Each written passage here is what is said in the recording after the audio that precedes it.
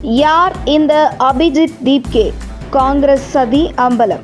டெல்லியில் இருந்து வரும் தகவல். கடந்த மே 16, 2026 அன்று உச்சநீதிமன்றம் ஒரு வழக்கின் விசாரணையின் போது வேலையில்லாத இளைஞர்களையும் ஆன்லைன் விமர்சகர்களையும் கரப்பான் பூச்சிகள் மற்றும் ஒட்டுண்ணிகள் என்று ஒப்பிட்டு பேசியதாக கூறப்படுகிறது. இதற்கு எதிர்ப்பு தெரிவிக்கும் வகையில் அபிஜித் தீப்கே இந்த காக்ரோச் ஜனதா கட்சி என்ற இயக்கத்தை தொடங்கியுள்ளார் என்பது குறிப்பிடத்தக்கது.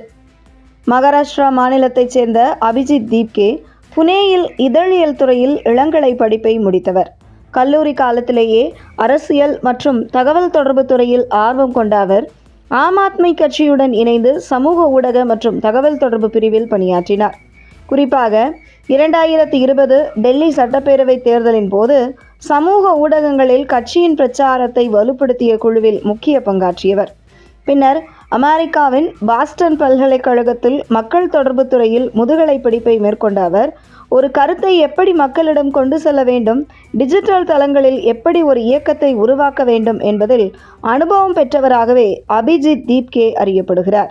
அந்த அனுபவத்தையே பயன்படுத்தி கடந்த மே மாதத்தில் சமூக ஊடகங்களில் தொடங்கப்பட்ட கரப்பான் பூச்சி ஜனதா கட்சி என்ற நையாண்டி இயக்கத்தை சில வாரங்களிலேயே தேசிய அளவில் பேசப்படும் இயக்கமாக மாற்றியுள்ளார்.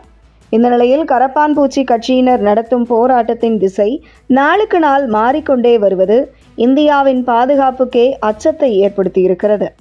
ஆரம்பத்தில் கல்வி அமைச்சர் தர்மேந்திர பிரதான் பதவி விலக வேண்டும், நீட் தேர்வு குளறுபடிகளை சீரமைக்க வேண்டும் என்பதுதான் இவர்களின் கோரிக்கையாக இருந்து வந்தது. ஆனால் போராட்டத்தில் மாணவர்கள் என்கிற பெயரில் சில சமூக விரோதிகள் ஊடுருவிய பின்பு அந்த போராட்டம் திசை திருப்பப்பட்டு வருவதாக டெல்லியில் இருந்து வரும் தகவல்கள் தெரிவிக்கின்றன.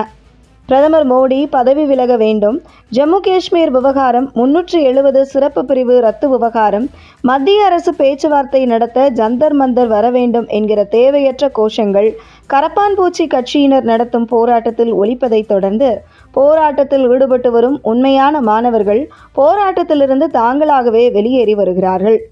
இந்த நிலையில் டெல்லியில் நடக்கும் போராட்டத்தில் ஊடுருவிய சமூக விரோதிகள் அதை தற்பொழுது வன்முறையாக மாற்றியிருக்கிறார்கள்.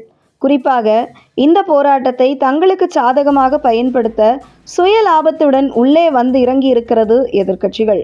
காங்கிரஸ், இடதுசாரிகள், ஆம் ஆத்மி போன்ற கட்சிகள் ஒவ்வொன்றுக்கும் தனித்தனி திட்டங்களுடன் போராட்டத்தில் ஊடுருவி இருக்கிறார்கள் என்கிற குற்றச்சாட்டுகள் எழுந்துள்ளது. தற்பொழுது சிஜேபி கட்சியினர் நடத்தும் போராட்டத்தில் பங்கேற்கும் இளைஞர்களில் பெரும்பாலும் இடதுசாரி, ஆம் ஆத்மி, காங்கிரஸ் மாணவர் அமைப்பைச் சேர்ந்தவர்களும் காணப்படுவதாக அங்குள்ள மக்கள் தெரிவிக்கின்றனர்.